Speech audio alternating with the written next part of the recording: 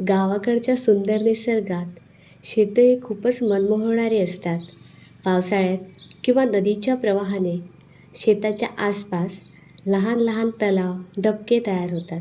यातूनच छोटे छोटे मासे दिसू लागतात.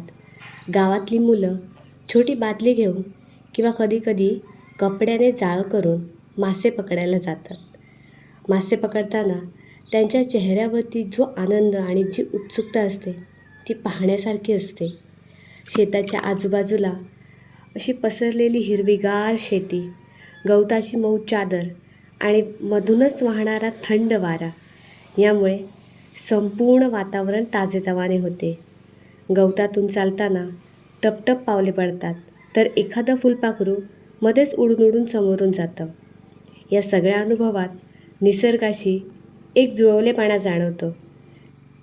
शेतातील हिरवळ आणि छोटे मासे पकडण्याचा हा खेळ लहानपणाचा एक सुंदर आणि निरागस भाग असतो.